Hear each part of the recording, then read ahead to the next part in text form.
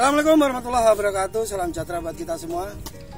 Kali ini saya sedang ada di desa Pranan, kecamatan Polokarto, Kabupaten Sukoharjo, tepatnya di lahan Mas Tova. Saat ini sedang dilakukan pengolahan lahan dan saya sedang cek lokasi. Nanti kurang apa saja akan saya jelaskan ke teman-teman semua dan ke Mas Tova. Ini lahan sebelum diolah habis ditanami padi ya Mas ya. Tanami padi, panen di kombi. Ya. Akhirnya sebelum dibuat bedengan di traktor dulu. Kenapa dia panas? Di traktor dulu. Setelah di traktor baru dibuatkan bedengan. Ini beliau-beliaunya yang sedang membuat bedengan. Bedengan lebar kurang lebih 3 meter, 2,5. Untuk tanah yang model blondot nyendut seperti ini sebenarnya 2,5 terlalu lebar. Sebenarnya pasnya 2 meter. Tujuannya apa? Nanti tanah bisa cepat kering. Dan untuk yang kedua yang harus dilakukan ini batang padinya harus dilakukan pembusukan. Ya Mas ya. Jadi dilakukan penyepraian bisa memakai herbicide dimix dengan M21, bisa dimix dengan dekomposer. Nanti setelah pembusukan bedengan diolah lagi. Minimal kalau bedengan seperti ini, minimal sebelum ditanami kita harus nunggu minimal 20 hari. Jadi tidak bisa langsung ditanami. Kalau ini lahan langsung ditanami, ujung-ujungnya nanti setelah 10 HST, setelah 10 HST masuk di 15 HST akan ada indikasi pucuk kuning. Indikasi pucuk kuning itu disebabkan oleh bisa dari batang padi pas busuk-busuknya mengeluarkan gas. Jadi terjadi panas. Akhirnya akar terganggu dan menjadikan tanaman itu menguning.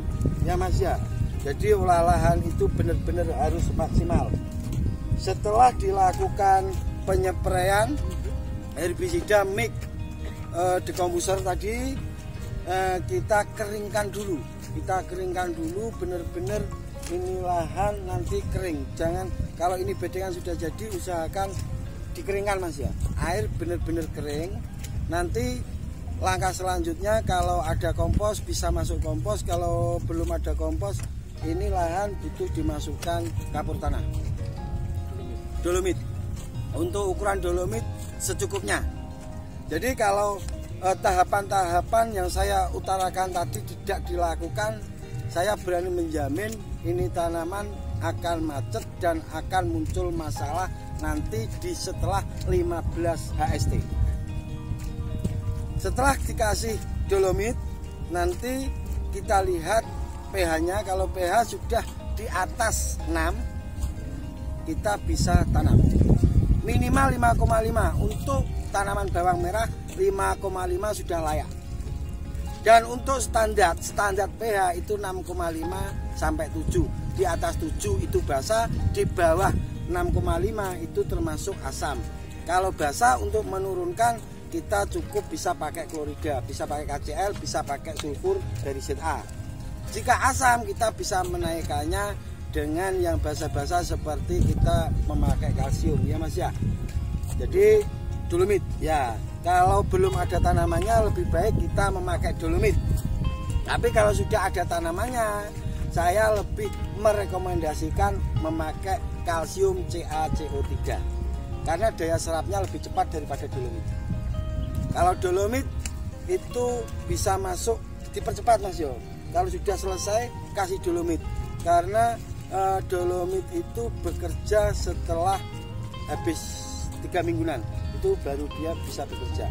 Dolomit tidak cukup ditaruh di atas bedengan. Jadi dolomit itu harus bisa menyatu dengan media tanah. Jadi percuma ngasih apa-apa itu harus dicampur. Dolomit kadang sama rotari itu gimana? Dolomit bisa masuk sebelum rotari. Pupuk ya, pupuk baru di rotari. Dolomit dimix dengan kompos bisa. Nanti langsung di lotari. Setelah lotari kita lihat pH-nya. Kalau pH-nya sudah pantas, sudah masuk di kategori 5,5 ke atas, kita bisa tanam. Tapi kalau masih di bawahnya kita tunggu, karena naik dan turunnya pH itu secara landai, tidak lantas naik dan tidak lantas turun. Kita lihat.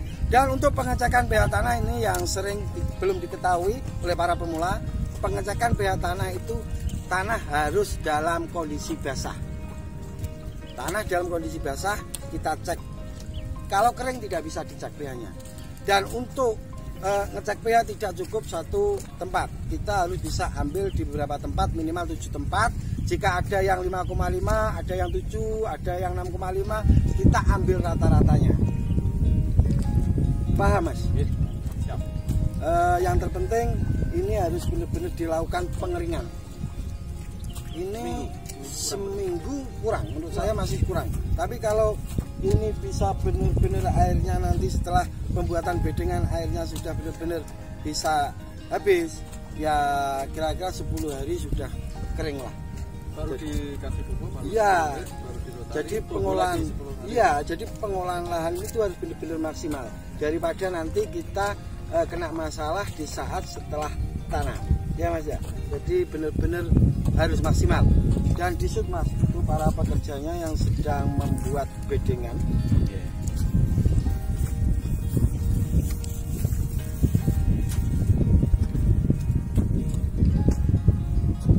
2,5 meter, Mas. 2,5 meter ya, Mas ya. Kalau untuk tanah yang mendut seperti ini, saya sarankan 2 meter lah. Karena ini juga mau masuk musim penghujan. Tapi ini untuk 2,5 meter enggak apalah. Nanti insya Allah akan saya dampingi dari olah lahan sampai pasca panen, ya Mas ya. Siap. Ah, seneng. Siap. Oke guys, untuk sementara itu yang bisa saya jelaskan. Nanti di kemudian hari akan saya lanjutkan, ya Mas ya. Insya Allah saya akan datang ke sini lagi di tempat lahan Mas Topa. Semoga kedepannya benar-benar pengolahan lahan ini bisa maksimal dan tanamannya bisa bagus. Oke, itu sedikit yang bisa saya jelaskan. Apabila ada kata-kata yang kurang berkenan, saya Gusman Bojonegoro dan Mas Tofa mohon maaf yang sebesar-besarnya. Wassalamualaikum warahmatullahi wabarakatuh.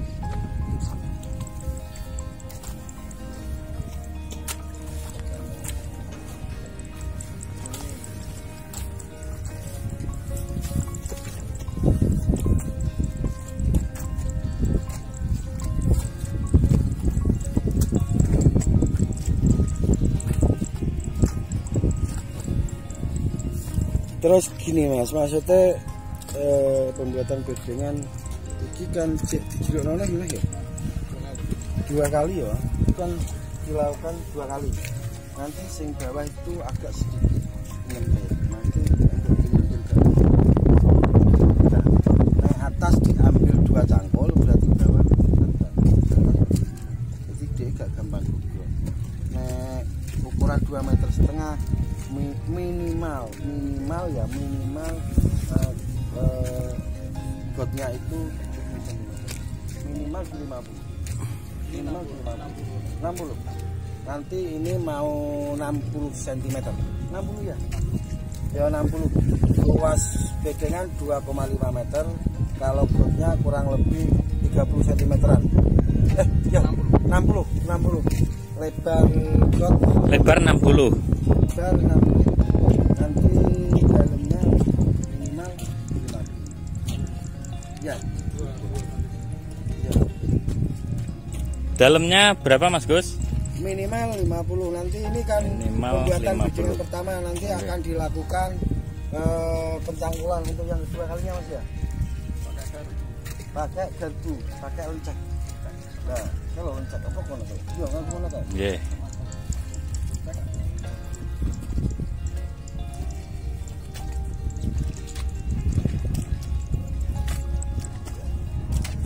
Agak melakukan pengeringan. Benar-benar harus dilakukan pengeringan. Yo, nek aku sebulan, harus sebulan dari sekarang. Tapi ini pokok maksimal. dimaksimal no. Kering. Kering bener-bener kering.